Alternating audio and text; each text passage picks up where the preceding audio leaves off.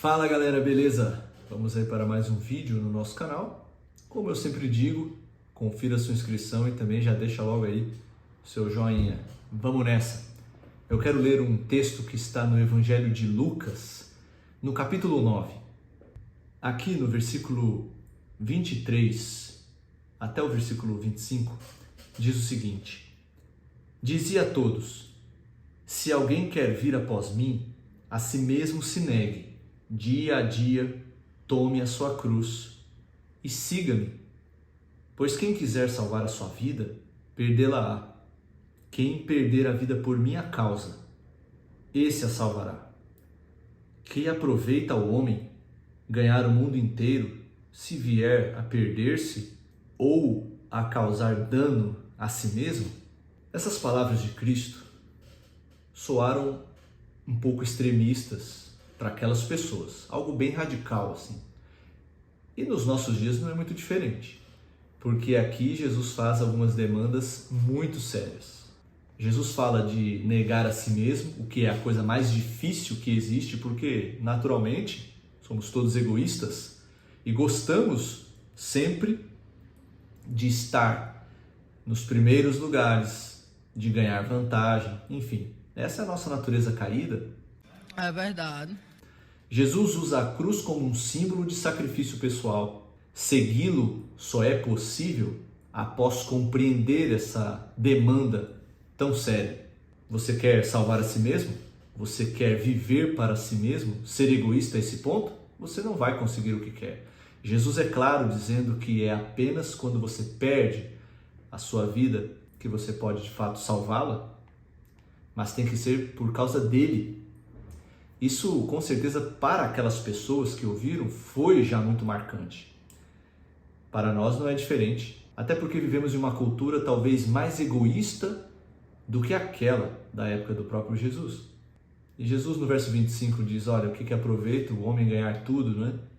Ganhar o mundo inteiro, tudo, tudo. Mas se você vier a se perder, causar dano a si mesmo, isso não tem nenhuma vantagem. Não vai ter proveito algum. Podemos falar de uma coisa muito comum, infelizmente, na vida das pessoas. Algo fundamental na natureza humana caída, que é a independência de Deus. Infelizmente, uma marca registrada de todos nós. Essa patologia humana de fixação no eu é um mal congênito. Nós nascemos com este defeito de fábrica. Podemos dizer que em solidariedade com o velho Adão e em nosso estado natural, nós estamos cercados por nós próprios, de todos os lados. Tudo tem que ver com o eu, o que eu quero, o que é realmente importante para mim. Eu primeiro, os outros depois. Desde sua expulsão do Éden, como o relato bíblico no Gênesis nos revela, o homem vive num permanente estado de perturbação, de desorientação, de fraqueza espiritual, num estado permanente de ressentimento a respeito dos limites que Deus estabeleceu por sua soberana sabedoria. Tudo o que Deus pediu ao ser humano era para o seu próprio benefício, para a proteção do ser humano, mas não gostamos desses limites e dessas regras. E como se não bastasse, vivemos num caldo cultural que enfatiza e agrava a nossa natureza básica. O homem moderno, ele se vê envolto em correntes humanistas que estimulam as características de sua condição no pecado, assumindo hoje, talvez, uma pose de sofisticação e progressismo. A cultura moderna, ela se vê imersa em atitudes generalizadas de pluralismo, onde muitos pensam que tudo é normal e aceitável.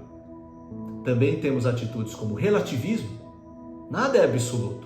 E por fim, individualismo. Cada um decide o que é certo ou errado, ninguém tem nada com isso, e cada um vai viver de acordo com a sua vontade. Numa palavra, vivemos nos dias da cultura egocêntrica, em que no lugar de aceitarmos a nossa finitude, a nossa insuficiência, desesperadamente buscamos formas de nos afirmar como se nós tivéssemos o controle absoluto da nossa vida. E claro, isso é uma grande ilusão que o inimigo de Deus diariamente coloca na mente dos seres humanos. Nós não gostamos dos limites colocados por Deus. Não gostamos de submissão a Ele.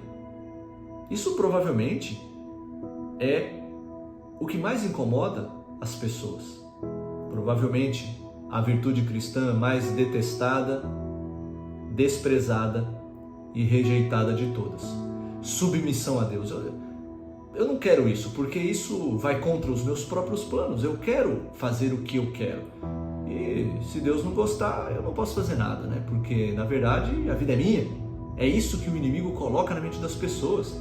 A ideia de submissão a Deus parece algo totalmente estranho, incompreensível e mesmo ofensivo à mentalidade moderna, que é moldada por uma falsa noção de liberdade pessoal. Jesus, contudo, deixou claro que se não estivermos dispostos a abrir mão daquilo que é danificado em nossa vida, no nosso coração, poderíamos dizer da nossa central de controle, se nós não estivermos dispostos a abrir mão disso, reconhecer e remover por sua graça todos esses ídolos que estão nos destruindo, todas essas ideias egoístas, não poderemos de forma alguma ser seus discípulos. Dia após dia, você e eu somos convidados por Cristo a morrer para o eu e viver para Ele. Muitas pessoas, um dia, vão se arrepender muito do que deixaram de fazer, de oportunidades que desperdiçaram.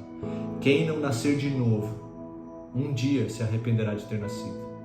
Que Deus tenha misericórdia de nós e nos ajude a entender o preço do discipulado e nos ajude de fato a carregarmos a nossa cruz dia após dia para seguir o único que pode realmente nos salvar.